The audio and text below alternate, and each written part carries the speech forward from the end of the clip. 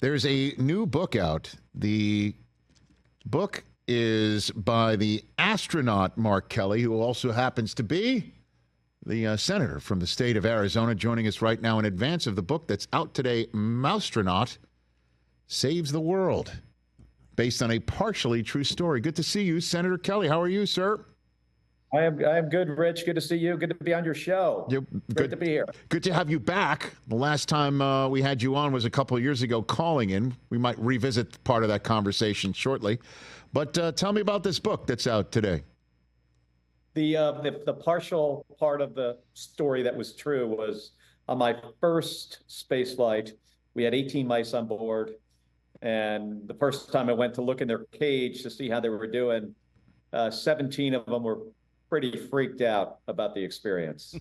But one little guy seemed to get it and would float over and get his food and float back over and get his water and seemed to be having a good time being in space. So that's where the partial true story comes from. I wrote a series of books, so this is the third one. The first one came out a little over a decade ago. And the idea here is a number of things, but really to get kids excited about reading. They're excited about space. Kids seem to love astronauts and space and planets. So I use that to get them focused on reading. So now when you were witnessing this very, brave mouse, did you think to yourself, I'm going to write a children's book about this? Like at the time when you're sitting up there, Mark? No, you're too busy. I got too much other stuff to worry about, getting docked to the space station, getting all our payloads installed. It was only after I came back and I mentioned the term Mousetronaut, and this mouse, did somebody then say, hey, that could be a children's book. And now it is today. Very good. The Mousetronaut. Comes out today. Okay, very good. In a way, I'll say it. You can't say it. It's very similar to Kyler Murray and the Arizona Cardinals story, potentially, right? Senator Kelly, would you say that? Yeah, I watched a good chunk of the game yesterday. Very excited about the Cardinals and their season, and Marvin Harrison Jr. What he could mean to the franchise, and Kyler Murray having a great year. But yeah, maybe it's a little bit like that. It could be. He saves the Cardinals. Listen, man, I mean, obviously, it's just week one, and last year we saw the Cardinals perform very well, despite losing a ton of their games. But they just do seem to have a moxie about them whenever they're playing right now, Senator. Yeah, they do. We'll have to see here. I've been really excited about the Cardinals since I moved to Arizona over a decade ago. I don't get to go as many games as I want, but I do get to watch them every Sunday or whenever they happen to be playing. And I think they're gonna really turn it around this season and can be contenders. So, did you ever play football? Did you ever try it? I did. I have a trying to see. It might actually be laying over there. I was on a Pop Warner. I played in like up to about middle school on a Pop Warner team. But one of the highlights of my football career, and I wasn't playing a lot, but I was on a team that not only went undefeated, it was not scored upon. Really? So zeros all around. Zeros the entire season. It was West Orange, New Jersey. The team was named the Mustangs, and we were unscored upon and undefeated. And if I could just jump over there, I think I got the article. Go ahead. Wow, this is amazing. I have it laying out. I didn't print it out for the show. Okay, yeah. But look at this. Mustangs undefeated and unscored upon. Have you ever heard of that before? Never. On any team? Never.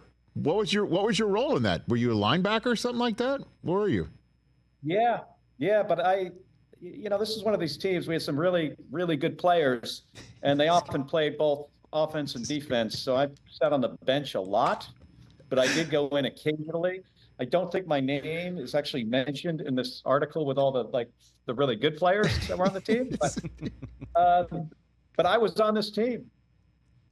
Oh my gosh. Well, yeah, being from Jersey, right? I mean, like that Jersey's kind of like an underrated pipeline of football players. When you think about, college players and high school players, you're hearing a lot about California or Texas or Ohio, Florida, Georgia, but but Jersey's up there with them. You think Jersey's up there? 100%. I don't remember anybody from my high school ever being a division. Even guys on this team did not wind up Division I. They're all at like Ramapo College and places like that. Maybe that's your next book, Senator Kelly. Maybe that's your next book, Mark. It could be your next book about. So the author, Senator Mark Kelly of Mousetronaut Saves the World, right here on the Rich Eisen Show. Get these books wherever you can. A few minutes left with the senator from the state of Arizona. What is going on right now with the with astronauts in space that they're going to be stuck until the next year? What do you know about this right now? Well, I know a good amount. The two individuals that are stuck there that planned on an 8-day trip to space is now turning into 8 months. And by the way, their ride left a few days ago. So they got to float there, looking out the window on the space station, and their ride home undocked without them and then safely landed. Oh. And they had to stay behind because there were issues with it. And a number of issues we've had with this spacecraft, primarily helium leaks on this flight, but NASA decided it was too risky to put them on board and send them home. So they're going to have to stay till February. And that is, psychologically, it's a little bit of a challenge when you were planning on an 8-day trip and it turns into an 8-month trip. But they're both professionals, Sonny and Butch, and they're test pilots in the United States Navy. I've known them for over 30 years, and they're going to be fine. But we've got to get Starliner, whatever, the issues fixed so we can get that flying again, because along with the SpaceX Dragon spaceship, we need Starliner as well. How long? What's the longest you ever stayed in space? What was the longest? So my longest flight was 16 days. So I've made 4 trips to the space station. My last one was I was the last commander of Space Shuttle Endeavour. It was also Endeavour's last flight, and it's great. I mean, it's a fantastic job. I loved launching in a rocket ship, living in space, and then most importantly, safely getting home. But my brother, my twin brother, who I think you've met, Rich. I met him. Yeah. Yeah, he did 2 long duration missions. So one of which was a year. So where I have 54 days in space, he's got 520 days. A lot. Wow. And is he the one? Is it true? He's the one that you sent a gorilla suit to once upon a time, Mark? That is correct. And why did you send? Was mom? Hold on a second. I think we have the every space station needs a gorilla suit. And that is.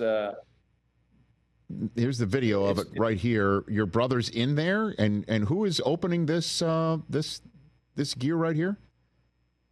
That's a guy named Tim Peake, who's a British astronaut. Mm-hmm. And he has no idea. He has no idea what's about to pop out right now. Yeah. Oh, what was that? And that thing goes viral about once a year. That video. I'll be in the Senate chamber, and Mitt Romney will come up to me and say, "Hey, I just saw that gorilla video."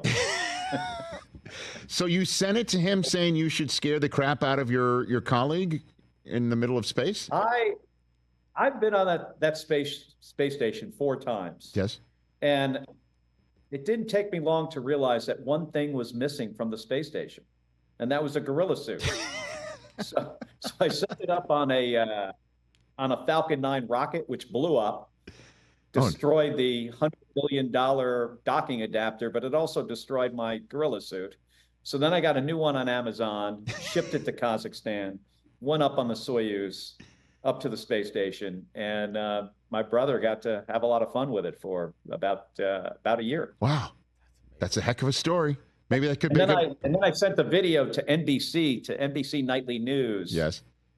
And then NASA got a little bit upset with me.